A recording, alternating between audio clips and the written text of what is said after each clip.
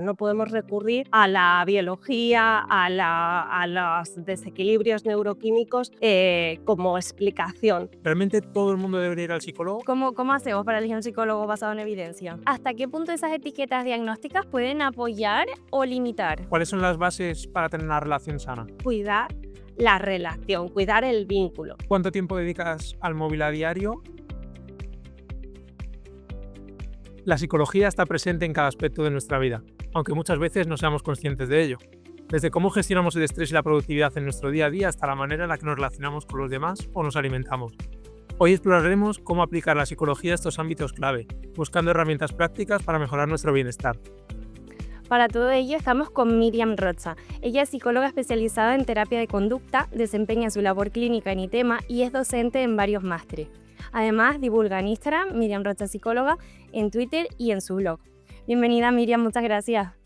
Un placer, gracias por invitarme. Bienvenida, Miriam. Para empezar, quiero preguntarte acerca de qué es realmente la psicología, ya que en los últimos años, pues bueno, se habla mucho de la salud mental, aunque no sé si es que estamos pasando de que la psicología puede ser un tema tabú a todo lo contrario, que todo el mundo lo fomenta. ¿Realmente todo el mundo debería ir al psicólogo? Pues empiezo por el principio, ¿no? Que es la psicología, que hay mucho desconocimiento respecto a esto. Y la psicología en realidad es la ciencia que estudia el comportamiento, ¿vale? La ciencia que estudia la conducta, cómo nos comportamos. Ahora especifico un poco más esto de comportamiento, pero quiero centrarme en esto de ciencia porque no todo el mundo sabe que la psicología como disciplina tiene el rigor que tiene. O sea, la psicología, afortunadamente, a la hora de explicar el comportamiento, que es nuestro objeto de estudio, se fundamenta en una serie de leyes o principios de aprendizaje que han sido demostrados científicamente y que nos ayudan a explicar con rigor por qué la gente nos comportamos como nos comportamos, ¿no? Y aquí entro en esto de comportamiento y luego te respondo si todo el mundo, ¿no?, debería ir al psicólogo. El comportamiento al final es una cuestión muy amplia. Dentro del comportamiento podemos englobar lo que hacemos, lo que sentimos, cómo reaccionamos ante las cosas, cómo pensamos, ¿no? Los psicólogos nos ocupamos de gestionar todo esto, ¿no? De explicarlo por un lado y de modificarlo cuando vemos que la forma de desenvolverse de la persona, de gestionar sus circunstancias, sus entornos, sus ambientes, está generando malestar, ¿no? Y aquí entra la parte de los problemas psicológicos y si todo el mundo necesitaría ir a terapia, ¿no? Porque también hay esta idea de ir al psicólogo a todo el mundo le viene bien. Bueno, dentro de que a todo el mundo le puede venir bien conversar, desahogarse con alguien, no es cierto que todo el mundo necesite ir al psicólogo, igual que no todo el mundo necesita ir a un fisio o necesita ir a un médico. Vamos, cuando hay algo que requiera de ese profesional, ¿no? Pues en la psicología igual, los psicólogos estamos para ayudar a las personas cuando hay problemas, cuando están teniendo problemas en la gestión de, digamos, de su vida, de sus entornos, cuando hay circunstancias problemáticas que la persona no está sabiendo gestionar con sus propias herramientas y digamos que están generando malestar o están provocando interferencias en su vida, ¿vale? Yo diría que ese es el momento en el que tenemos que buscar ayuda. Vale. Sí que, o sea, como decía Mario precisamente, pues cada vez más gente va al psicólogo y está más normalizado. E incluso, bueno, yo creo que ya está bastante normalizado el hecho de decir abiertamente que vas al psicólogo, ¿no? Por ejemplo, Aitana, la cantante, ha hablado de la depresión que padeció. También los actores Dani Rovira o Eduard Fernández también han hablado abiertamente de ello. ¿Cómo has vivido tú esta evolución que se ha ido viviendo en los últimos años? Pues positivamente, o sea, ahí sí que tengo que decir que dentro de que no todo el mundo necesita ir al psicólogo y que ahora hay más facilidad para hablar de ello y ya no es un tabú, ya no es un estigma, creo que esa parte de que no sea un tabú y no sea un estigma es positivo, porque efectivamente hay una trayectoria, ¿no?, social, cultural, histórica, en la que parece que el necesitar ayuda psicológica o psiquiátrica quiere decir que la persona está loca, que no está bien, que hay algo anómalo, que hay sí, que está desubicada, que sí, que no está bien integrada, que hay un problema ahí y nada que ver. Las personas podemos necesitar ayuda, por cuestiones, muy cotidianas, muy convencionales, y que se pierda ese miedo a buscar ayuda cuando, la propia persona no está sabiendo gestionar las cosas por sí misma, pues creo que es algo positivo, ¿no? Igual que no tenemos ningún problema o no tenemos ningún miedo en consultar con un médico, para cualquier patología o malestar que estamos necesitando, o ir al dentista cuando se necesita, o acudir a un fisio cuando tenemos una contractura, ¿no?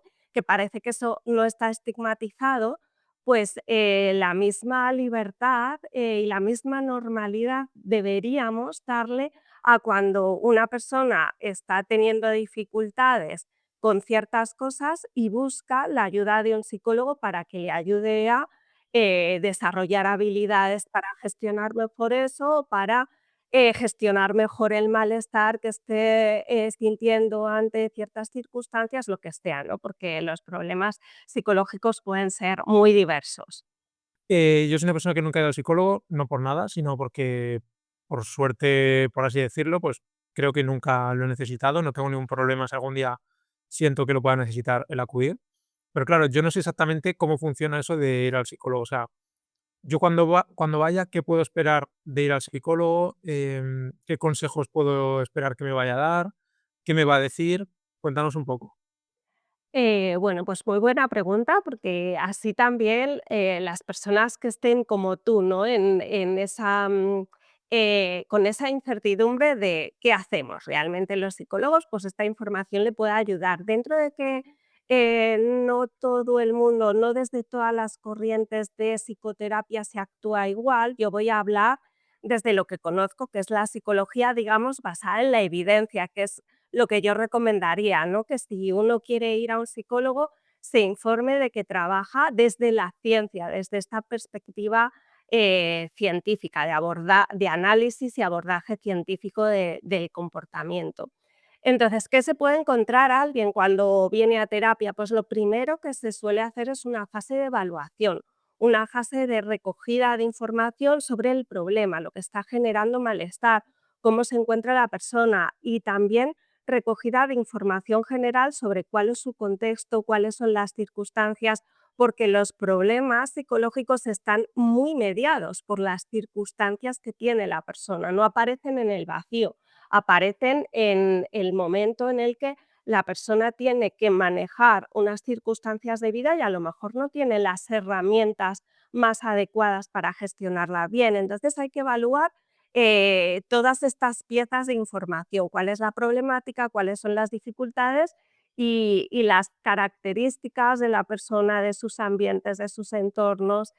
Con toda esta información lo que hacemos es dar una explicación al problema, es decir, intentamos explicar científicamente, con rigurosidad, cómo se ha podido originar el problema, es decir, por qué la persona ha terminado llegando al punto en el que viene, ¿no? En el que hay malestar, no se siente bien, no se está adaptando todo lo bien que desearía a sus circunstancias, a sus entornos.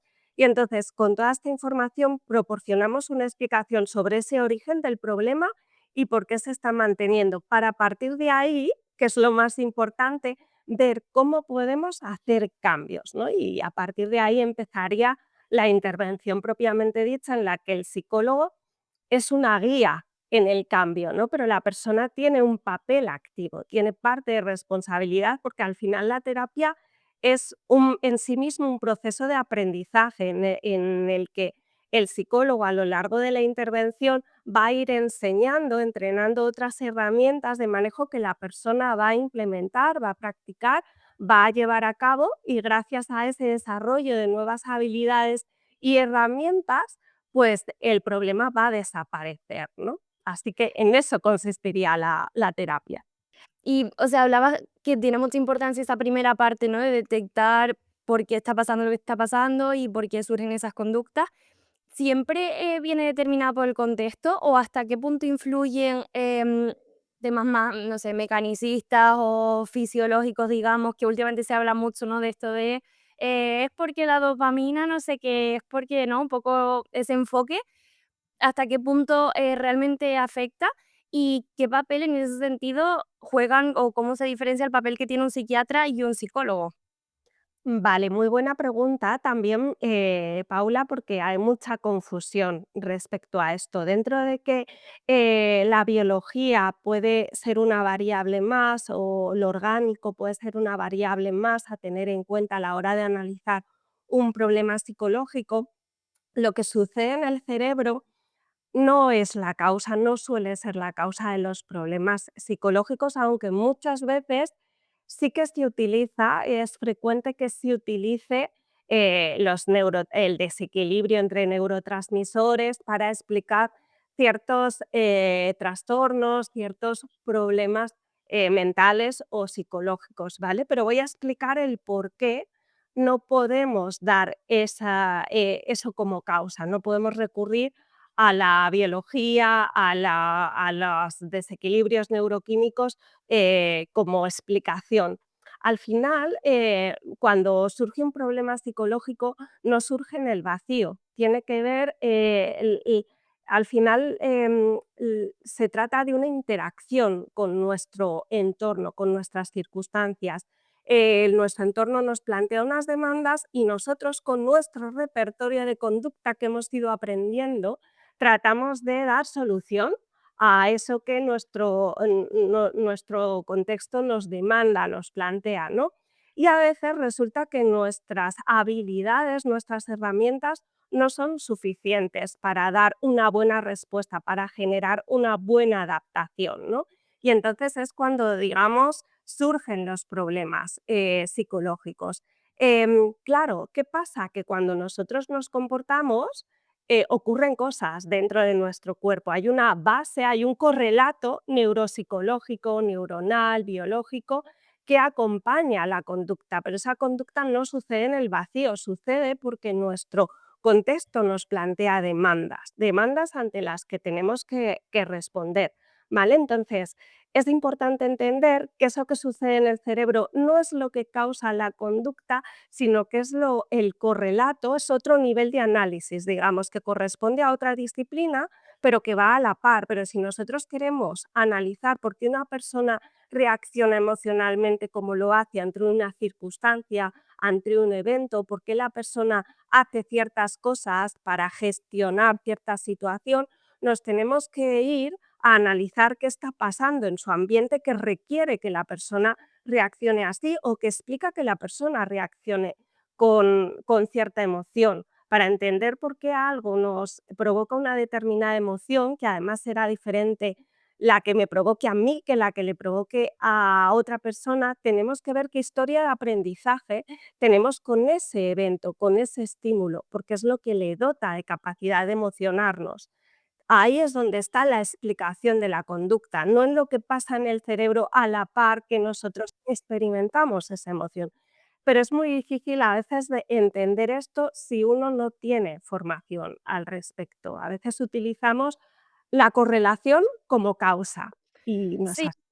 Y también porque gustan mucho, yo creo. O sea, hablar de palabras que a lo mejor la gente no entiende, como que gusta, ¿no? Como que parece de repente, pues, ay, qué sencillo me lo está explicando, algo que es tan complejo y en realidad a lo mejor no va por ahí. Pero Y sí que... y y perdona, Paula, Sí, sí, es que justo lo que dices es clave, porque estas explicaciones parecen como muy científicas y muy rigurosas, porque en cuanto claro. aparece la biología, parece que todo es más riguroso y bueno, pues no es así, no es así. Los principios de aprendizaje, las leyes, de aprendizaje que explican la conducta son igual de rigurosas que otros mecanismos explicados por la biología. Sí, en nutrición nos pasa igual, que a lo mejor el enfoque debería ser un poco más global y en cambio parece que nombras 4 vías metabólicas y ya todo el mundo se queda con la boca abierta. Pero sí que según hablaba, sí que venía pensando, o sea, existen no sé, de alguna vez de haberlo así como escuchado, casos de, por ejemplo, de repente una persona que comienza con una depresión, pero de manera, no sé si decir súbita, pero bueno, sin una causa aparente, ¿no? No te han echado del trabajo, no te has tenido ningún cambio a nivel relacional, todo aparentemente sigue normal y en cambio sí que se está produciendo, bueno, pues digamos una depresión, por ejemplo, o un trastorno de ansiedad. Ahí sí que podrían haber casos en los que la causa biológica tuviera mayor peso o no. Sí, sí que podría haber caso. Como todo, siempre hay matices. Nosotros, como psicólogos, siempre tenemos que evaluar muy bien todas las posibles variables, todas las posibles circunstancias, porque sí que se sabe, por ejemplo, que hay condiciones nutricionales, orgánicas, que sí que cursan con síntomas que están recogidos bajo el diagnóstico de depresión. Entonces, bueno, pues hay que saber discriminar también este tipo de condiciones, ¿no? De excepciones. Mm. Y Miriam, por ejemplo, yo te he comentado que yo sí soy una persona que cree totalmente en la psicología, pese a que nunca he requerido el ir a un psicólogo. Pero, por ejemplo, para esa gente que es más escéptica, que a lo mejor considera que no creen los psicólogos, como si se tratara, por ejemplo, del horóscopo, o que qué va a hacer un psicólogo que no puede hacer un amigo, una charla con un amigo, ¿qué le dirías? Bueno, pues que al final la diferencia clave es que los psicólogos vamos a aportar explicaciones científicas y rigurosas sobre el por qué te pasa lo que te pasa y un amigo o si cualquier allegado, persona afín que te pueda comprender, tranquilizar, eso va a tener una función, desde luego, va a tener esa función de desahogo, de sentirse acogido, de sentirse apoyado, pero cualquier explicación o consejo que se pueda dar no tiene ningún rigor. Es más, a veces puede ser precisamente cosas muy alejadas de lo que realmente te ayudaría o necesitarías hacer. Así que no es lo mismo, aunque todo tiene su función, ¿no? Igual que venir al psicólogo también tiene esa parte de desahogo y eso en sí mismo puede ser terapéutico, por decirlo de algún modo, también el hablar con tu entorno, con tus allegados, tiene ese efecto de desahogo que también puede cumplir su función. Pero si estamos hablando de solucionar problemas y dificultades con rigor, la solución va a estar en un profesional. Sin duda. Pero claro, si yo, por ejemplo, yo sí que he ido al psicólogo, así que estamos aquí un poco las 2 partes, pero yo que sé, imagínate Mario o quien fuera que va a comenzar a ir al psicólogo, ¿cómo hacemos para elegir un psicólogo basado en evidencia?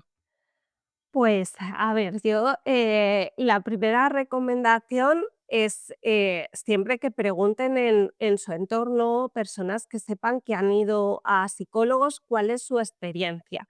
Es verdad que ahí no necesariamente nos van a recomendar a un psicólogo, que trabaje desde la evidencia científica, pero bueno, es una primera aproximación, porque también, o sea, una de las primeras vías de llegar a un psicólogo suele ser el boca a boca, es lo que más nos encontramos en consulta. También si la experiencia de otra persona es buena, me da más confianza de cara a probar y de cara a atreverme a dar una oportunidad, ¿no? A la terapia psicológica si nunca he ido. Pero además de eso, yo diría que te informes, no más allá de la experiencia que puedan tener personas conocidas, que tú te informes de cómo trabaja ese psicólogo, que incluso en esa primera sesión muchas veces te pueden tener sesiones informativas y si no, en la primera sesión los psicólogos siempre solemos contar nuestro modelo de trabajo, nuestra forma de trabajar.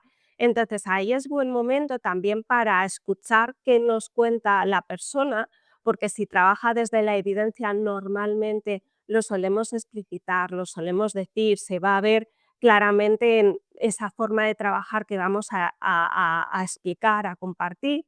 Y si no, es un momento para hacer preguntas, ¿vale? O sea, que yo siempre animaría a hacer preguntas. Y si también, aunque esto puede ser peliagudo, pero bueno, voy a decirlo por si acaso a alguien le ayuda también.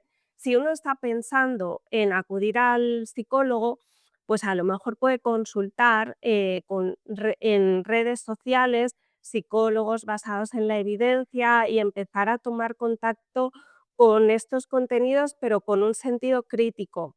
Esto es importante porque en las redes sociales nos podemos encontrar muchas cosas y hay riesgo, ¿vale? Pero quizá es una forma también de acceder a información que te puede ir dando pistas o te puede ir dando ejemplos de quién trabaja desde la evidencia y siempre contactar y preguntar también, que Mm. creo que eso ya sería la clave. Pero, Miriam, en este caso, por ejemplo, se me venía a la cabeza que si fuera en un contexto de alguien que busca, pues, un nutricionista, el problema que vemos en redes y en España en general es que hay mucho intrusismo, ¿no? Entonces, esa persona que a lo mejor no sabe distinguir bien, se podría aplicar también a la rama de la psicología con, no sé si hay algún tipo de intrusismo laboral y cómo se puede distinguir. Sí, bueno, totalmente, Mario. Este era justo mi miedo cuando yo decía lo de la recomendación de las redes, cuidado, porque es verdad que, o sea, las redes, como sabemos, tienen una parte muy buena y pueden tener una parte muy mala, pero es una pena no poder aprovechar toda esa parte buena que sí que pueden tener. Entonces, ¿cómo discernir, ¿no? En todo esto? Porque efectivamente en la psicología también hay mucho intrusismo, hay mucho coach, como decías, Paula, y luego también, pues, lo que comentaba, hay psicólogos que ejercen su profesión desde ramas de la psicoterapia que no se sustentan en esta base científica, es decir, no aprovechan, no utilizan explícitamente estos principios de aprendizaje para dar explicación a los problemas por los que acude el consultante, ni dar solución a esos problemas. Entonces, claro, es que los psicólogos tenemos mucha tela que cortar dentro de nuestro propio campo. Entonces, ¿cómo puede discernir la persona? Pues lo primero es que si entra en contacto con contenidos psicológicos, tenga una actitud crítica, es decir, no se crea cualquier cosa ni aunque aparentemente suene bien, que vea varios contenidos, que busque con hashtag incluso de este tipo, psicología basada en la evidencia, psicología científica y que vea que le aparece, que bueno, pues que dedique un tiempo a mirar, a filtrar, a informarse, no solo en las redes, sino quizá también pues, psicólogos que escriben libros, que puedan ser divulgativos, ver un poco nombres y a partir de esos nombres también puedes conocer a una red, porque esas personas si están en redes van a seguir a otras personas o van a recomendar contenidos de otras personas, entonces ayuda un poco a ir filtrando la información. Yo tengo muchos consultantes que han llegado a mí o han llegado a la clínica en la que yo trabajo, pues a base de seguir perfiles que les han conducido a nosotros, ¿no? O sea, entiendo también que en vuestro ámbito puede ser un poco así, ¿no? Con todos los cuidados que hay que tener, como decías, Mario, a la hora de movernos con redes y de consumir contenido. Mm. Otro concepto que está últimamente quizás un poco en boga es el hecho de las etiquetas diagnósticas, ¿no? Por ejemplo, una de la de las altas, ¿cómo se llama? Las personas altamente sensibles o las altas capacidades. ¿Hasta qué punto esas etiquetas diagnósticas pueden apoyar o limitar?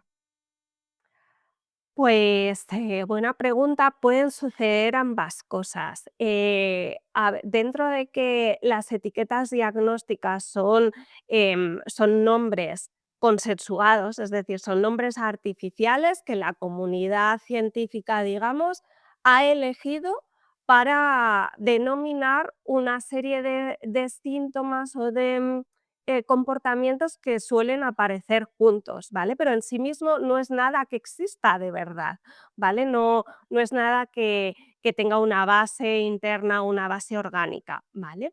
Entonces, dicho esto, cómo puede funcionar o qué consecuencias puede tener el tener o recibir un determinado diagnóstico. Por un lado, hay esa parte de tranquilidad, ¿vale? Porque a veces a las personas nos tranquiliza el poder poner nombre a algo que nos está pasando, a algo que estamos padeciendo, digamos. Entonces ya en sí mismo es tranquilizador, pero también puede ser estigmatizante por un lado, porque puede haber también mucho prejuicio social asociado a determinadas etiquetas diagnósticas, ¿vale? Eso por un lado. Y también hay una parte que los psicólogos observamos mucho, que es de disuadir responsabilidades, digamos, no, como yo soy paz o no, como yo tengo depresión, pues ya dejo de hacer ciertos esfuerzos por el cambio o dejo de responsabilizarme de ciertas cosas o aprovecho las ganancias secundarias que a veces se derivan de tener este diagnóstico y que mi entorno lo conozca, ¿vale?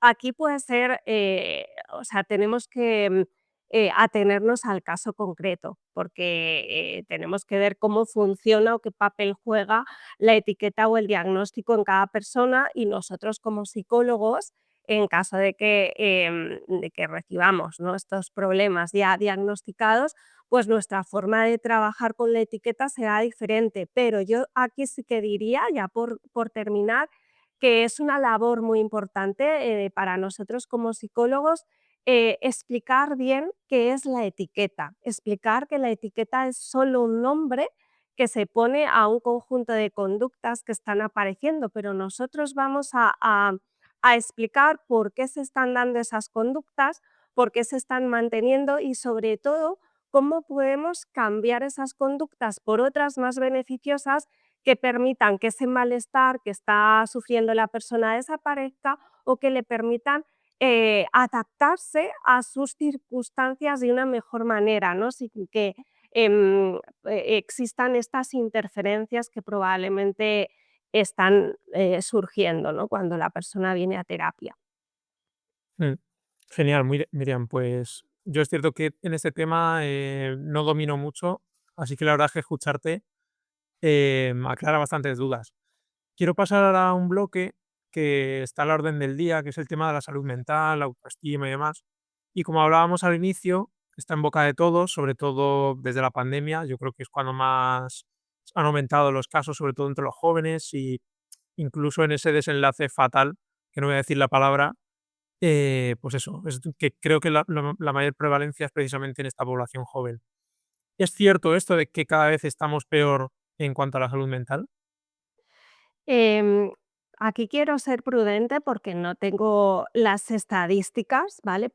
Sí que es un problema eso que no queremos mencionar, digamos, llamámosle conductas autolíticas de autodaño que pueden ser de distinto grado de gravedad hasta el desenlace fatal, son al final herramientas que siempre ha tenido la población, o que siempre tenemos las personas para gestionar a veces situaciones que no sabemos gestionar con otros medios y que a veces al vernos tan desbordados y el malestar ser tan intensos, nos podemos terminar planteando ese desenlace fatal que supondría el fin de esa situación que nos está generando tanto malestar y que no sabemos gestionar de otra manera. Entonces, siempre ha habido ese tipo de situaciones, siempre ha habido ese tipo de salidas, pero yo creo que también lo que está pasando es que se le está dando más visibilidad a eso que quizá antes se tapaba más.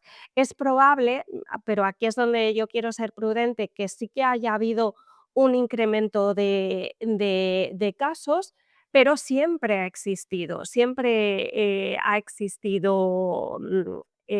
pues, casos de autolíticos y con finales trágicos y hay que atenderlo porque ahí algo está fallando, pero algo está fallando también a nivel social cuando adultos, adolescentes y personas cada vez más jóvenes se están planteando esa forma de solucionar los problemas, ¿no? Mm. También es cierto en cuanto a las cifras, imagino que la población hoy en día es mucho mayor también, ¿no? Que hace unas décadas.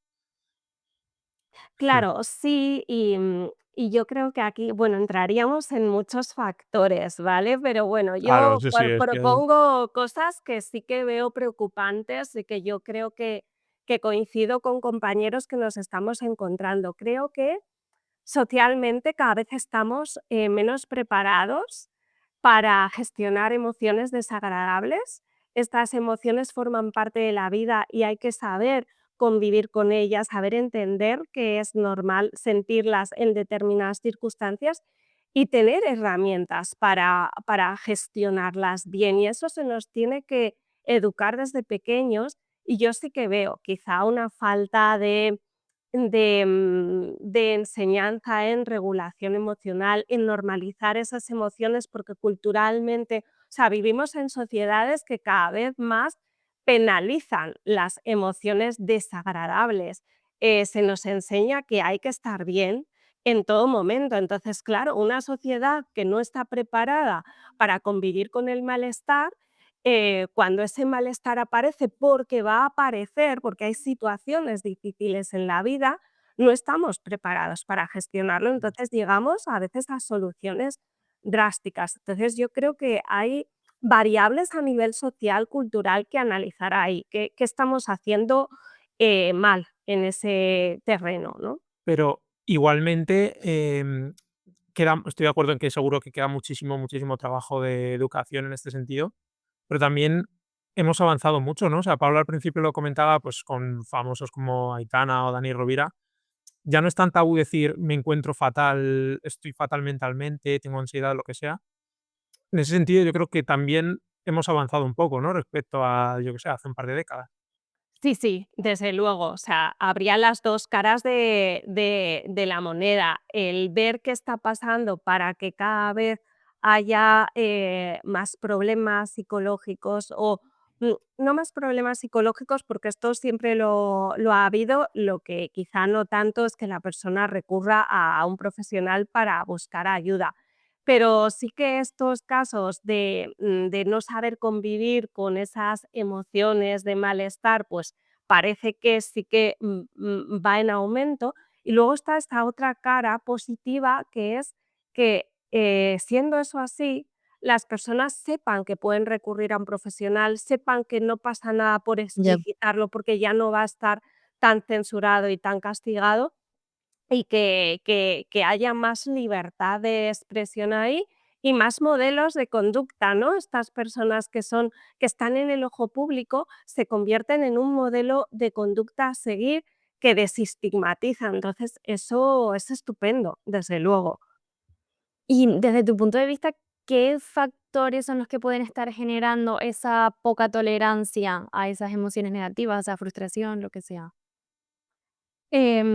Pues a ver, factores, requeriría un análisis filosófico incluso, pero yo creo que hay una parte de ya social, cultural, como decía antes, en la que em, se premia mucho el estar bien, el dar esa apariencia de que uno está bien, es exitoso, maneja todo, puede con todo, cuando eso no es realista. Se premia mucho que seamos siempre productivos, para eso hay que estar bien y tenemos además que hacer ver que estamos bien. Entonces eso es insostenible, pero es a lo que se nos insta, ¿no? Y a lo que, y lo que se premia. Entonces todo lo otro está mal visto, está censurado, está castigado. Entonces, cuando no se normaliza que todo eso también está ahí, uno aprende a callarlo, a pensar que cuando está mal, en la medida en que no se está normalizando, como decía antes, tampoco se dan herramientas entonces para gestionarlo. Entonces, si desde pequeños, como decía, no aprendemos a normalizar, a convivir con todo eso y a gestionarlo poco a poco, pues claro, cuando nos tenemos que enfrentar a la vida, ya que en la vida hay también esa cara negativa, digamos, pues no estamos preparados para ello y es cuando aparecen problemas en la gestión, problemas psicológicos. no sé si respondo. Bueno, creo que no respondo en todo porque yo creo que también necesitaría yo hacer un buen análisis de qué variables hay ahí, porque probablemente haya muchas, pero estas son, con las que yo me suelo encontrar y empiezo a intuir, ¿no? Cuando trato con personas. Bueno, sí, sí, es que yo sé que es una pregunta difícil. Sí que también, ahora que ha surgido un poco, pues, esta mayor concienciación sobre la psicología, sobre gestionar emociones y demás, han surgido muchos libros de autoayuda. No sé cuál es tu opinión sobre ellos. Pues a ver, tengo mi controversia, claro, porque, a ver, es cierto que los libros de autoayuda pueden ser de ayuda a personas que están en un momento de, pues, de desesperación, pasándolo mal, pero el problema principalmente que yo vería a los libros de autoayuda es que al final proponen cosas muy descontextualizadas, cuando sabemos que pues la ayuda, ¿no? Desde la psicología, la mejor ayuda posible es la que va adaptada al caso. Entonces, los libros de autoayuda al final caen en simplificar y en generalizar, ¿vale? O sea, dar explicaciones muy simples que se dejan fuera muchas variables y que por tanto pierden toda la rigurosidad y pueden llegar a ser confusas, incluso a generar perjuicio. Y luego, pues, cosas muy generales que, de nuevo, tampoco se adaptan al caso. Entonces, no quiero decir que los libros de autoayuda no ayuden, porque por eso están ahí y por eso proliferan, pero yo llamaría un poco al sentido común y a que si alguien, realmente cree que necesita una ayuda y que se está encontrando con dificultades, pues, contemple la posibilidad de recibir una ayuda ajustada a su caso. Y tomarse también con cierta, con sentido crítico la información que viene en esos libros, porque probablemente esté sesgada y no sea del todo rigurosa y se esté dejando muchas cosas fuera. Así que, bueno, yo apelaría a ese sentido crítico, al sentido común también. Genial. Sí, yo la verdad es que veo muchas analogías con el tema de la nutrición, que es como si una persona quiere aprender a comer mejor y pues se va a una librería. O sea, no lo va a tener nunca personalizado, no va a ser una dieta adecuada a ella. Entonces, es más de lo mismo. Totalmente. Vale, Pues muy buen ejemplo, Mario, porque yo creo que también en vuestro ámbito, me da la sensación, por lo que veo, escucho, que hay de todo, hay tela que cortar ahí también. sí. Vale, antes has comentado que uno de esos motivos, a lo mejor, el problema de salud mental que hay hoy en día es esa excesiva exigencia, quizá, en cuanto a la productividad. ¿Qué 4 consejos nos darías para gestionar esa relación entre productividad y estrés? Difícil por lo que ya os he dicho, que al final los consejos o las pautas, casi mejor dicho, tienen que ser siempre muy adaptadas, porque a ver, ¿cuál es la relación de una persona concreta con los quehaceres, ¿no? Los deberes, las cosas que hay que hacer y cómo gestiona el estrés derivado de ello? Pero bueno, voy a intentar dar alguna pauta más general que pueda servirnos. Al final yo diría que, o sea, por un lado es importante atender a las señales que nos manda nuestro cuerpo, ¿vale? Porque al final cuando hablamos de estrés, hablamos de una respuesta de activación mantenida en el tiempo que se manifiesta a través de sintomatología física porque es la forma en la que nuestro cuerpo nos habla.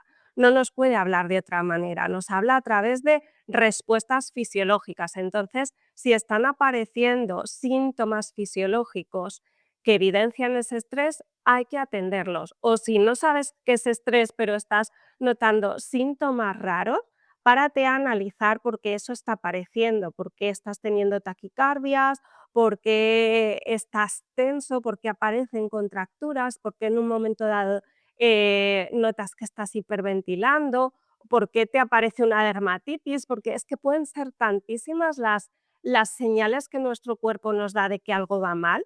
Entonces, atender a esto y pararte a ver cómo estás gestionando tu vida. Dentro de tu vida, cómo estás gestionando la parte de responsabilidades, trabajo y la otra parte, esa parte de disfrute, de relax, de tiempo para uno, de tiempo para los tuyos, de otras parcelas de nuestra vida que también hay que cuidar. Entonces ahí yo animaría a mantener un equilibrio sostenible, a saber poner límites a las responsabilidades y a las cargas y saber cómo destinar tiempos para cuidar eso que nos va a recargar las pilas, que nos va a reconfortar, que nos va a hacer sentir bien. ¿Vale? Aquí luego ya entrarían variables muy específicas, como ya también quizá propias de la persona, como es la gestión de la propia autoexigencia, el perfeccionismo y también, ojo, cuidado, que esto es importante, variables quizá externas que no están en nuestro control, porque a veces, claro, hay variables contextuales, pues de las condiciones del trabajo, la exigencia del sector en el que uno trabaja, otra serie de cosas que quizá no están en nuestro control y que abocan o facilitan que caigamos en ese nivel de estrés y de sobrecarga. Entonces, ver dentro de eso cómo uno puede gestionar mejor eso que no puede controlar. Bueno, es un poco genérico, pero es que aquí, como los psicólogos decimos, todo va a depender del caso concreto. Miriam, este estrés puede venir derivado por la típica dificultad de decir que no, ¿no? Al final, entonces te ves envuelto en más cosas de las que puedes llevar en el día a día y esto pues genera precisamente esas consecuencias. ¿Cómo podemos aprender a establecer esos límites? Vale, pues también muy buena pregunta, como todas las que me estáis haciendo, que son melones que yo creo que nos interesan a todos porque todos estamos ahí lidiando, ¿no? Con estas presiones, estas cosas. Mucha gente consulta además por temas de asertividad, ¿no? Capacidad de poner límites, de respetar mis derechos. ¿Cómo podemos aprender a hacerlo? Lo primero es detectar si tú ahí tienes una dificultad, ¿no? Que no todo el mundo la tiene, pero es una dificultad bastante generalizada, bastante frecuente. Entonces, una vez nos damos cuenta de eso, ir analizando ante qué situaciones a nosotros nos cuesta poner límites, porque igual no nos cuesta nada en ciertos entornos o con ciertas personas, pero sí en otros, por ejemplo, en el trabajo o con nuestros hijos o en determinados contextos específicos. Entonces, siendo consciente de eso, ahí es importante que tengamos presente que es nuestro deber y nuestra responsabilidad defender nuestros derechos, necesidades, em, preferencias, porque si no las expresamos es muy fácil que terminemos cediendo, amoldándonos a los deseos, necesidades, preferencias de otros y entonces por tanto, descuidándonos. Entonces, para armarnos de valor, digamos, y de capacidad para aprender a decir que no y poner esos límites, es importante saber que es que debemos hacerlo, que no lo va a hacer nadie por nosotros y por tanto tenemos que vencer esa barrera, esa dificultad y exponernos a ver qué pasa, porque aquí mucha de la parte de por qué uno no se atreve a ser asertivo o a no decir que no, es el miedo a que la relación se deteriore o una mala respuesta de la otra parte. Esto muchas veces lo tenemos que trabajar en terapia. Entonces, por un lado, el anticipar que no tiene por qué ser así, es decir, que la relación no se tiene por qué deteriorar. Y por otro lado, también el saber reconocer que si la otra persona se molesta o se enfada porque nosotros ejercemos la libertad de poner un límite o de decir que no a algo, el problema está en la otra persona, porque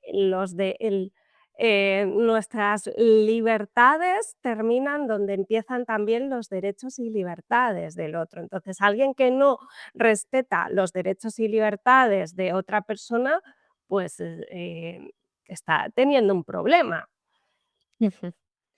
Hablábamos de dificultad para poner límites, de autoexigencia, de productividad, pero si nos vamos al extremo opuesto, alguien que su problemática sea la procrastinación continua, ¿qué estrategias se pueden implementar para evitar procrastinar?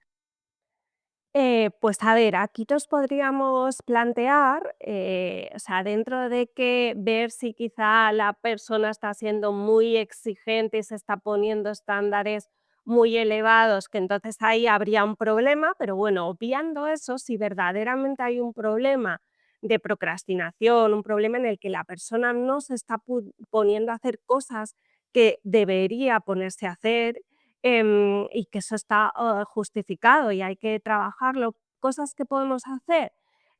Una de ellas es, bueno, identificar ante qué cosas surge esta procrastinación, porque normalmente lo que uno procrastina son cosas que le son difíciles, cosas que no controla, cosas que son aburridas, o sea, todo eso que nos desagrada hacer y que es mucho más fácil ponernos a hacer otras cosas que son más gratificantes y ventajosas en el corto plazo.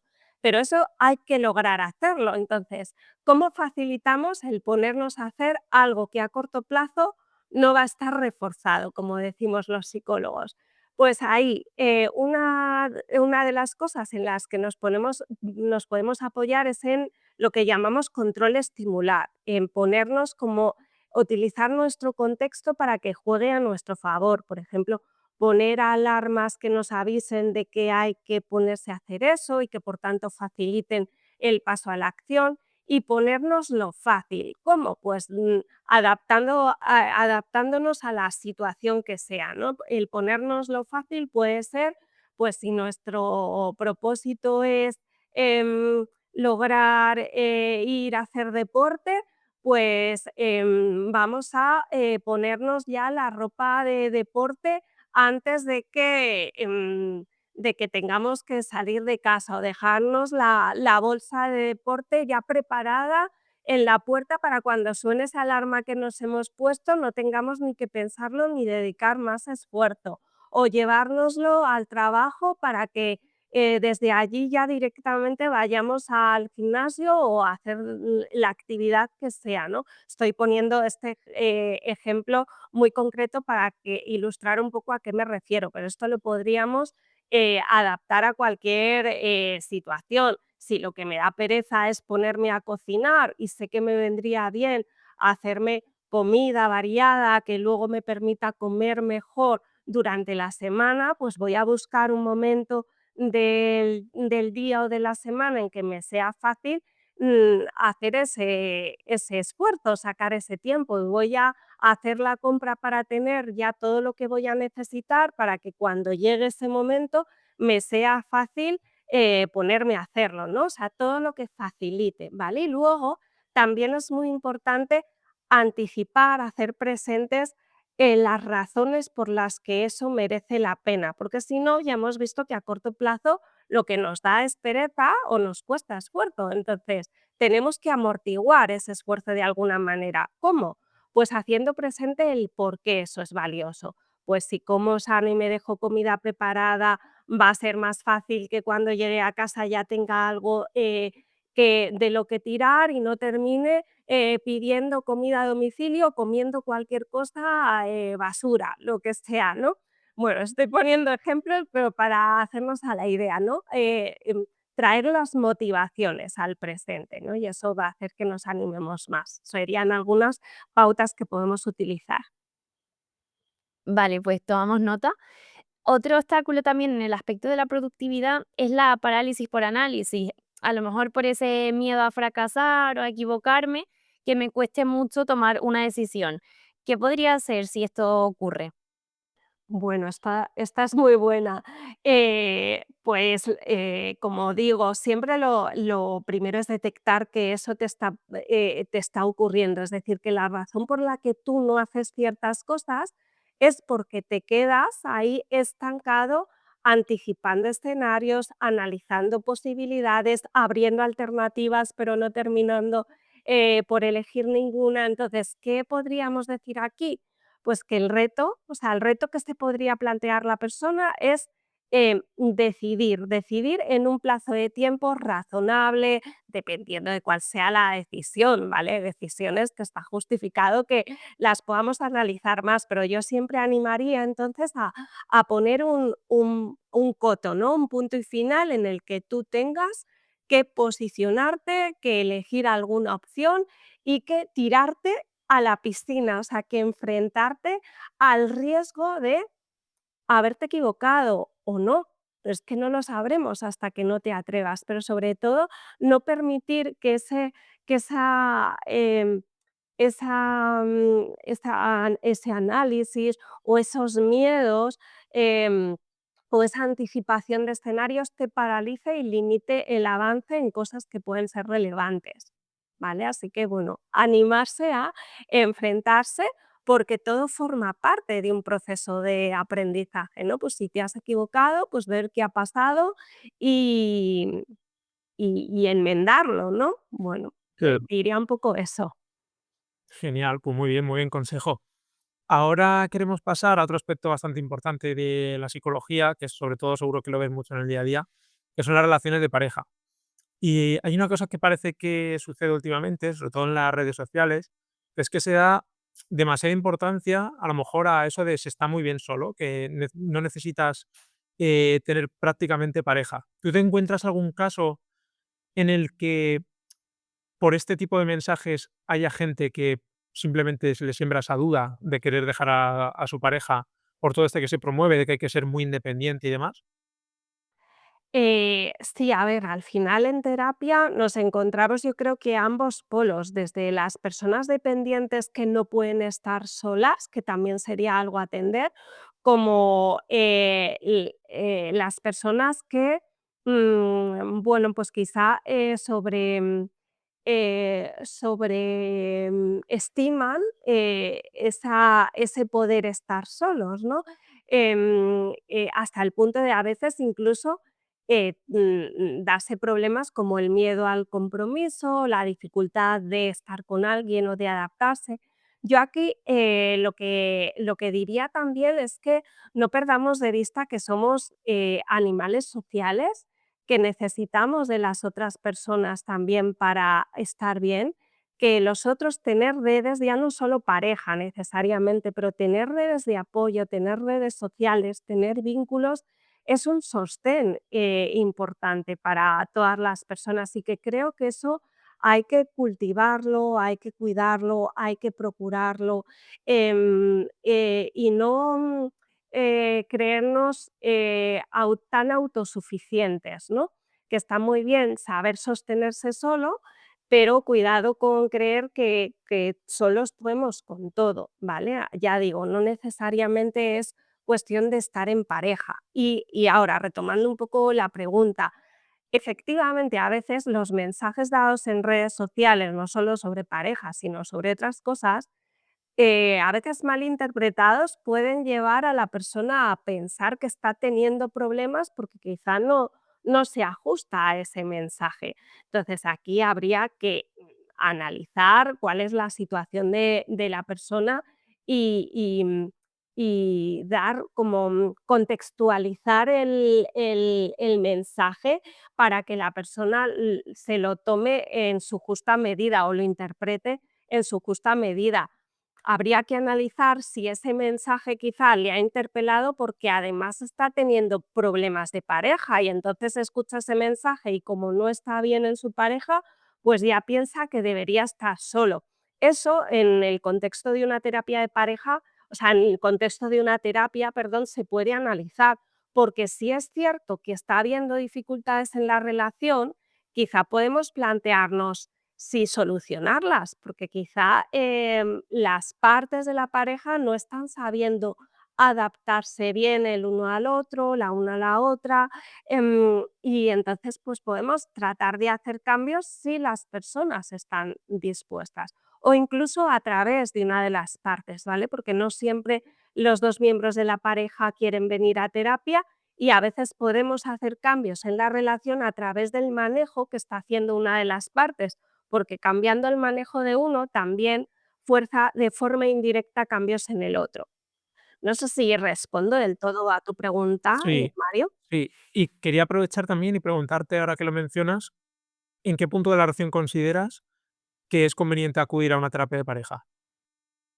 Pues cuanto antes, lo antes posible, o sea, lo ideal sería que lo antes que una pareja esté detectando problemas que no están sabiendo gestionar por sí solos, pues que busquen ayuda. ¿Por qué no? Porque va a ser mucho más fácil reconstruir, digamos, la dinámica, la situación en ese punto que cuando ya la dinámica está muy deteriorada. Siempre es más difícil, ¿no? Cuando los problemas ya están más enraizados, cuando las personas ya se han cogido mucho rechazo, hay resentimiento, pues modificar todo esto a veces cuesta más, es posible, pero cuesta más. Muy bien, Miriam. Y también en los últimos años ha cobrado mayor protagonismo también los modelos alternativos de relación, ¿no? Pues la anarquía relacional, el poliamor, que parece que podrían dar el mensaje de que no es lo mejor tener una relación monógama,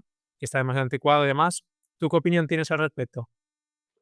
Bueno, mi opinión es que debe haber cabida a todo lo que las partes involucradas en el vínculo elijan, ¿no? Al final, pues efectivamente están surgiendo nuevas formas de vincularse que se diferencian de la forma tradicional a la que estamos acostumbrados, pero lo importante es que esos vínculos se establecen entre personas que eligen vincularse así. Entonces, desde mi opinión, también en lo profesional, pues, creo que no desde fuera no somos nadie para juzgar lo que 2 o varias personas eligen, ¿no? Esa sería, mi opinión al respecto. Mm. Y en general ya todo tipo de parejas, imagino que las más frecuentes que ves son las monógamas. ¿Cuáles son las bases para tener una relación sana? Bases para una relación sana. Bueno, la comunicación para mí es un pilar básico. Si una pareja o los miembros de un determinado vínculo, pero también en vínculos interpersonales incluso, si tienen buena comunicación, va a ser mucho más fácil muchas cosas. Transmitirse deseos, necesidades, transmitirse problemas, fuentes de malestar, van a tener también la capacidad de escucharse, de atender a eso de forma constructiva, de abordar soluciones de forma constructiva, porque existe esa buena comunicación. Entonces, va a ser mucho más fácil que las fuentes de malestar no aparezcan o no interfieran, no terminen abriendo grietas y deteriorando la relación por falta de comunicación. Y luego, otra parte importantísima es cuidar la relación, cuidar el vínculo, porque a veces se da por hecho, ¿no? Se da por hecho el amor, ¿no? Como nos queremos, pues ya terminamos dejando de lado o digamos, acomodándonos o descuidando detalles que en los inicios de la relación estaban presentes y que son precisamente los que mantienen vivo la chispa, el amor, entonces, cuidar todo eso, cuidar muestras de cariño, muestras de atención, momentos de calidad en pareja, tanto en el día a día como planes más especiales, quizá de vez en cuando, ¿no? Hay que atender a todo esto. Luego también entraría la parte de la gestión logística, ¿vale? Porque al final, cuando una pareja ya se formaliza, se pasa a la convivencia, ¿no? Si las partes quieren, y se toman decisiones de proyecto en común, pues suelen aparecer más fuentes de estrés, responsabilidades, problemas a solucionar. Entonces también ahí entra la buena comunicación y el tener habilidades también para gestionar esto, el reparto de tareas, todo esto, el buscar un equilibrio que sea aceptado por ambas partes, ¿no? En definitiva, todo lo que nos ayude a ese buen engalanaje, a esa buena adaptación conjunta. Bueno, no sé si Sí, esto clarísimo. ayuda, son pautas como muy generales, pero yo creo que muy en la Sí, base, ¿no?, de una buena yo creo que es relación. yo creo que es lo que todo el mundo tiene en mente, ¿no? Al final lo has confirmado, por así decirlo. Mm, Mm. justo. Queríamos pasar ahora a un bloque más de alimentación y nutrición, y es que en este contexto y también creo que un poco en el del entrenamiento, se habla mucho de la fuerza de voluntad. apuntándola como responsable de tu exceso de peso, de tu baja forma física, un poco la responsable de todo. Cuando hablamos de fuerza de voluntad, ¿a qué nos referimos exactamente? Pues la fuerza de voluntad, no es algo innato, no es algo que unas personas tengan y otras no. Esto es una idea que trabajamos también mucho en terapia, es algo que se aprende. Podemos aprender a tener fuerza de voluntad, porque al final, ¿qué es la fuerza de voluntad? La fuerza de voluntad es la capacidad de ponernos a hacer algo y de persistir en algo que es costoso a corto plazo, pero que va a tener consecuencias satisfactorias, positivas para nosotros de alguna manera a medio largo plazo. Pero claro, para que eso llegue, tenemos que ser capaces de persistir. Entonces, podemos aprender a persistir. ¿Cómo? Pues lo asocio un poco a las pautas que daba cuando hablaba de lograr vencer esa procrastinación. Pues vamos a ponernos las cosas fáciles para empezar. Vamos a dividir el camino en pequeños pasos que sean asumibles, porque si pretendemos pasar en algo de 0 a 100 no lo vamos a conseguir, nos vamos a desmotivar por el camino. Entonces, ponernos metas pequeñas y realistas, que sean fáciles de ponernos con ellas y de lograr ver esos avances. Traer al presente las motivaciones de por qué hacemos eso para pues motivarnos día a día. ¿Por qué no intentar premiarnos o felicitarnos por esos pequeños logros? Tratar de disfrutar del proceso, o sea, todo lo que facilite el paso a la acción y la persistencia y elimine las fuentes de dificultad, o sea, todo aquello que puedan ser trabas, vamos a analizar qué es, cuáles son los obstáculos y vamos a tratar de minimizarlos, de hacerlos más pequeños. O sea, estoy hablando en términos muy genéricos, pero en definitiva la clave es que la fuerza de voluntad es algo que nosotros podemos construir y podemos implementar a través de acciones muy concretas y esa es la buena noticia. Sabemos también que la perspectiva está un poco de todo o nada puede afectar al éxito del tratamiento, porque a lo mejor si veo pues que no lo estoy consiguiendo, o que no estoy consiguiendo me refiero en nuestro contexto pues que un fin de he salido a comer fuera y me he comido una pizza, pues ya abandono completamente. ¿Podrías aportarnos algunos consejos para evitar que esto se convierta en un obstáculo?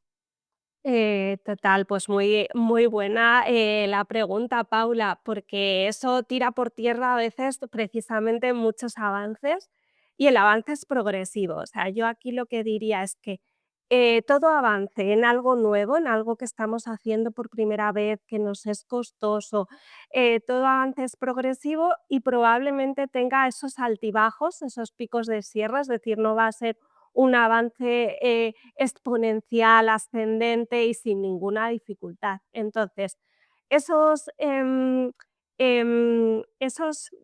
fallos, que no los quiero llamar fracasos, pero esos tropezones, digamos, hay que entenderlos como parte del proceso. Por tanto, algo que no nos debe hacer sentir mal, que no debemos interpretarlo como una vuelta atrás, sino como parte de ese camino hacia adelante, algo que nos puede servir para trabajar precisamente la capacidad de sobreponernos a ello y de persistir en lo que estamos trabajando, en lo que estamos entrenando.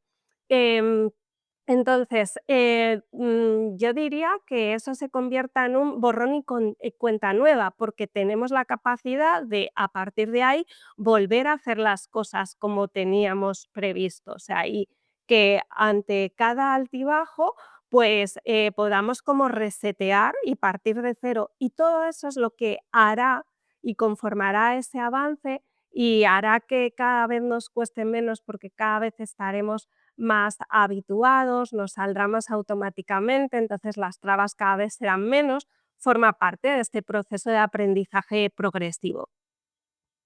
Mm.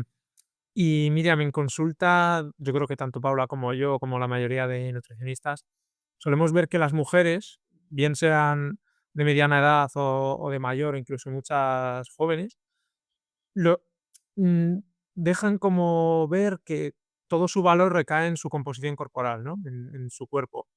¿Cómo deberíamos afrontar todos, incluyendo también a los hombres, los cambios que vamos viendo con el paso de los años en nuestro aspecto?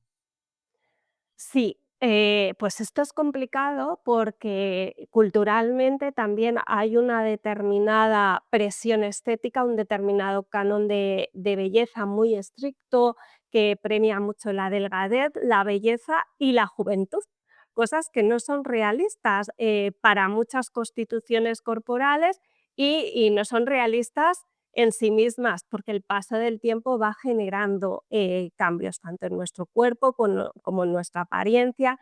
Entonces, claro, es difícil, además estas presiones afectan más sobre todo a las mujeres, aunque por supuesto también a los hombres, pero es muy difícil normalizar cuerpos que se salen de ahí cuando hay tanta presión al respecto. ¿Cómo podemos trabajar esto? ¿Cómo podemos ayudar a personas que tienen esta presión o esta insatisfacción corporal? Al final en terapia lo que solemos hacer es, bueno, trabajamos diferentes aspectos, ¿no? Uno de ellos es ver cómo la persona está tratando su cuerpo, se está describiendo su cuerpo, qué palabras está utilizando, porque las palabras tienen mucha carga emocional, entonces cuando tú utilizas ciertos términos peyorativos, duros sobre tu cuerpo, estás emparejando eso y estás generando una respuesta emocional hacia, hacia esas zonas de tu cuerpo, eso que no te gusta. Entonces, cuidar mucho el lenguaje, el discurso, es una forma de ayudarnos a aceptarnos mejor. También evaluar qué cosas está haciendo la persona eh, bajo esa presión estética, quizá para adaptarse a esa presión estética, o qué cosas no está haciendo precisamente por esa insatisfacción corporal, porque tanto una como otra, eso que hace o eso que no hace, eso que hace que quizá es anómalo, es peligroso, no es sano, pues igual hay que eliminarlo, hay que reconducirlo, y eso que no está haciendo, que está dejando de hacer por estar insatisfecho con su cuerpo, pues quizá hay que volver a retomarlo, hay que ganar libertad ahí, ¿no? Entonces, intervendríamos también por ahí. Y otra parte también importante es abrir el marco del autoconcepto de la persona, por así decirlo, de la autoestima de la persona, que esa autoestima no esté focalizada en la morfología corporal, en los aspectos estéticos, sino que la persona pueda contemplar en sí mismo todo un amplio repertorio de capacidades, de habilidades, de, de características por las que esa persona es valiosa, puede ser valorada, puede ser atractiva, puede tener reconocimiento más allá de lo físico, ¿no? Que ampliar un poco la autoestima, el autoconcepto de la persona. Serían como cosas genéricas. Muy claro, o sea, es verdad que es un tema sí, o sea, yo creo que es un tema muy difícil, o que tienen como muy interiorizado, y que por mucho que yo les diga, que evidentemente tampoco lo que yo les diga no tiene nada que ver con lo que les podrías decir tú con las herramientas que tienes, pero bueno, intentando un poco, ampliar, digamos, esa autoestima, y es como R, que no, que Paula, me da igual, mi problema es que no entro en la talla de pantalones que entraba. Mm. No, es que Y incluso a mí me pasa de gente que ya ha mejorado muchísimo su composición corporal, ha mejorado muchísimo su salud, que al final, pues es lo más importante. O sea, objetivamente la ha mejorado, pero siguen, o sea, tú les ves que te responden que sí, que están contentos, que no sé qué, pero captas que no. O sea, que lo que quiere es que si tiene una boda en 3 meses, perder ese peso, aunque yo le diga: "Es que si lo pierdes vas a perder salud porque ya no lo necesitas". Les da igual. Ellos quieren ver esa cifra y entrar en ese vestido, lo que sea, por encima de la propia salud, pero bueno. son problemas complicados que a veces llevan tiempo, los problemas que tienen que ver con la imagen corporal, con trastornos de la alimentación, que aquí los psicólogos trabajamos muy de la mano de los nutris, porque a veces necesitamos apoyarnos también en vuestro trabajo. Y desde mi experiencia son casos, no siempre, hay de todo, pero sí que suelen ser casos que se prolongan bastante a lo largo del tiempo Y a veces hay que dar ese espacio de tiempo precisamente para que la persona vaya aceptando a vivir en otro, digamos, otro cuerpo, otra morfología corporal que no es el ideal que pretendía. Y hay todo un trabajo de hacer ver que ese ideal que está en su cabeza, como tú decías, Mario, bueno, y tú también, Paula, resta salud. Entonces, es un trabajo de evaluar de qué te estás privando, a qué te estás renunciando, a qué estás renunciando por mantener ese físico, para ir como concluyendo cada vez más y que la persona lo vaya viendo cada vez más real, que efectivamente las renuncias no son sostenibles a medio y largo plazo, implicarían una vida de constante insatisfacción, de constante inseguridad, constantemente con la espada de Damocles aquí por ver qué puedo hacer y qué no puedo hacer para no desviarme de ese cuerpo que quiero. Y yo a veces, pues en terapia lo planteo un poco así. Es que no, eh, no es compatible la vida, no es compatible vivir con tener ese físico que tú te estás planteando. Entonces, ¿qué hacemos? ¿Qué, qué hacemos? Y ¿Cómo que quieres encima a plantearte? veces son físicos de gente con la que se comparan, que probablemente a lo mejor tengan 15 o 20 años menos que esas personas, y que encima ni siquiera sabemos si las imágenes que están viendo pueden ser reales, porque es que hoy en día puedes manipular un cuerpo en una imagen como quieras. Y entonces es algo que es imposible, es inaccesible, o sea, nunca jamás vas a llegar a eso y, pues, lo que tú dices, pues entrar en un bucle de por vida. Totalmente, hay mucho trabajo también aquí, que es otra forma de ayudar, de ver a qué modelos, digamos, en términos de patrones de conducta, de criterios estéticos, estás siguiendo, por ejemplo, en las redes sociales. ¿Qué cuentas sigues? ¿Qué perfiles? ¿Qué imagen te están dando? Porque si tú estás constantemente bombardeado de ese tipo de cánones, te vas a sentir constantemente insatisfecha. Entonces, vamos a ampliar el tipo de cuerpos que tú ves, el tipo de información que tú recibes, el tipo de presiones a las que estás expuesta, porque igual eso te está haciendo daño. Entonces, a veces sí que hay una tarea de empezar a eliminar informaciones, estímulos que no te ayudan a vivir de forma más flexible y de forma más satisfecha tu alimentación, tu cuerpo, tu vida en general. Sí, porque además, perdona Paula, ya por acabar, que es que claro, este tema daría para otro podcast, sin duda. Precisamente las redes sociales premian esos cuerpos que se salen de lo normal, porque los cuerpos más normativos no tienen 1 millón de seguidores por norma general, lo tiene pues los que son modelos, los que viven de ello, básicamente de su cuerpo. Entonces, claro, una persona que solamente está ahí viendo Instagram es que nunca se va a reconfortar viendo algo diferente. E incluso ya no solo ampliar en términos de cómo se puede observar esa corporalidad, sino cambiar un poco el enfoque de valorar mi cuerpo por lo que es capaz de hacer y no por cómo se ve.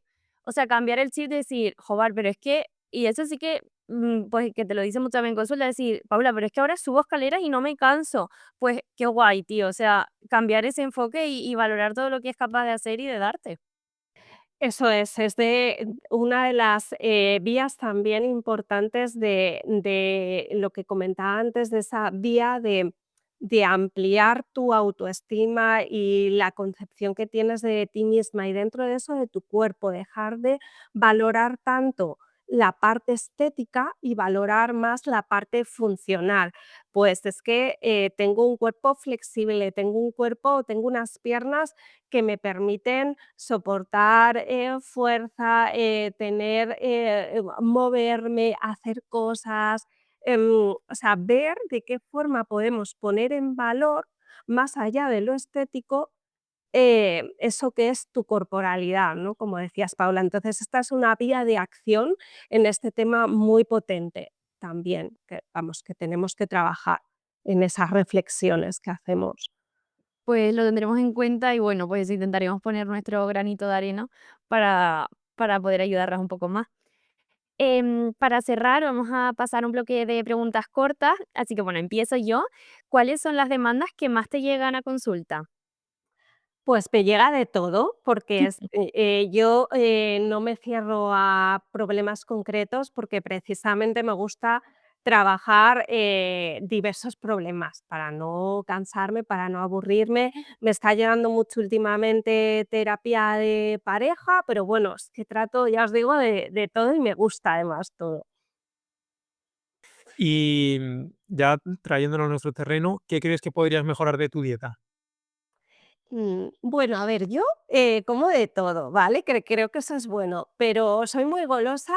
Seguramente, podría comer menos dulce, pero es que también no me quiero privar. O sea, aquí os devuelvo la pregunta, si me permitís, em, porque yo pienso que también, es salud el poder ser flexible, permitirte ciertas cosas, obviamente sin abusar. No sé, ¿qué creéis vosotros aquí?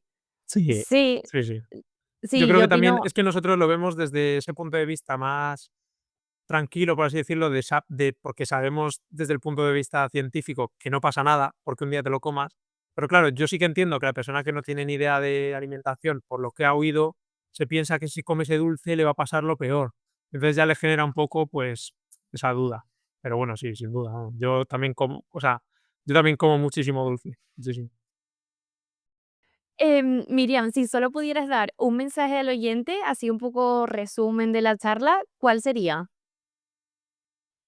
Uf, es difícil, ¿eh? Bueno, por ejemplo, una cosa importante es que si necesitan en algún momento ayuda psicológica porque están pasándolo mal, no están sabiendo gestionar las cosas con sus propias herramientas, que no pierdan de vista que pueden buscar ayuda profesional, y que recurran a los psicólogos, y a psicólogos que trabajen basándose en la evidencia científica. Sería eso. Y ya sabemos un poco cuál es tu opinión de las redes sociales. Has dicho una parte buena, pues, de que puedes conocer a profesionales de calidad. También la otra de, pues bueno, pues esos cuerpos que podemos encontrar, esa problemática en la persona que lo sigue. Pero ¿tú cuánto tiempo dedicas al móvil a diario? ¿Y qué opinas realmente de las redes sociales, mojándote un poco más? Pues a ver, creo que no le dedico yo mucho tiempo al móvil porque no es algo que me guste, o sea, le dedico tiempo porque también tengo que estar en contacto, ¿no? Con, bueno, pues con mis entornos, y porque también a veces es una herramienta de trabajo porque yo sí que lo utilizo para divulgar en redes sociales, pero incluso eso lo tengo muy acotado, o sea, no dedico mucho tiempo a mirar contenidos y a estar muy atenta a todo, porque entonces, el tiempo es limitado y pierdo tiempo para otras cosas a las que quiero atender. Entonces, yo, por ejemplo, no tengo tengo desactivadas las notificaciones, no las miro, o sea, yo atiendo al móvil cuando puedo. Muchas veces, para yo publicar, me tengo que poner una alarma para que no se me olvide, o sea, llego hasta ese punto. Así que intento, utilizarlo lo mínimo necesario para cumplir con mis tareas. Más allá de eso, pues O sea, no te cuesta, ¿no? Lo de usarlo poco, no te cuesta. no, a mí no me cuesta usarlo poco, Qué no. bien. No, sí. Y temas redes sociales. Temas redes sociales, pues yo creo que son un valor, ¿vale? Porque creo que, nos han unido mucho más, nos han, puesto en contacto han generado esa globalidad que de otra manera igual no hubiésemos alcanzado. Creo que son una vía de acceder a información y contenidos que pueden ser de utilidad, o sea, son una herramienta que puede ser positiva, pero todo depende del uso que se dé. Creo que también, hay una cara B que es la que hay que saber controlar. ¿Cuál puede ser esta cara B? Pues cuidado con los contenidos, porque igual que los contenidos pueden ser muy positivos y beneficiosos, puedes entrar en contacto con contenidos que pueden ser perjudiciales y entonces aquí, apelo a lo que antes decíamos, ese sentido crítico, esa actitud crítica con la que debemos recoger los contenidos, ese sentido común, esa parsimonia y luego el saber también poner límites, porque decías, Paola, ¿te cuesta no utilizar el móvil? Pues a mí no, pero soy consciente de que mucha gente pierde muchísimo tiempo. Entonces, las redes sociales están preparadas para ello, para generar Mm, ese enganche. Entonces, sería la otra cara B a vigilar. sí. A mí, o sea, yo creo que tampoco soy como de las personas que pasa muchísimo, pero bueno, sí que lo reviso mucho y también va por épocas, ¿no? Pero me parece, o sea, es algo que siempre tengo como ese run run de que es como, madre mía, tiempo, tampoco diría mal gastado al 100% porque como dices, hay cosas buenas de las redes, pero mayoritariamente sí, o sea, Muchas creo que veces sí, muchas veces sí. muchísimas veces, o sea, creo que podría estar haciendo cosas más interesantes, incluso descansar tranquilamente en el sofá y no teniendo esos estímulos. Así que bueno, yo ahora por si a alguien le sirve, no sé si lo he dicho ya en algún episodio, estoy usando una aplicación que se llama OneSec, que, tengo para cada vez que voy a entrar, tengo como que respirar 10 segundos o algo así. Entonces, bueno, al menos lo haces con un poco más de conciencia, así que bueno, por si a alguien le sirve. Muy Miriam, bien, ¿dónde te pueden Matilda. encontrar? Sí, sí, muy útil. ¿Dónde te pueden encontrar para seguir conociéndote? Pues principalmente en Instagram diría yo que es la red en la que más divulgo, pero bueno, también tengo perfil en Twitter, aunque lo tengo bastante más descuidado, en Facebook. Luego tengo mi blog bueno, ahí tengo sobre todo contenido antiguo, porque ya no escribo tanto por ahí, entonces me podrían encontrar en esas vías, digamos. Estupendo. Pues muchísimas gracias. Yo creo que ha sido todo súper aclarador. La verdad que ha arrojado luz en muchos temas. Mil gracias, Mm. Miriam. Gracias Muchas a gracias, Miriam. vosotros, un placer. He estado muy a gusto, la verdad. Qué Gracias a mí. bueno. Hasta luego. Chao. Pueden encontrarnos en Instagram en buenasmigas.podcast, RDL Nutrición y It's Planet Based. Guión de Mario Rey y Paula Marrero. Producción de Alejandro Granados. Nos vemos el próximo domingo.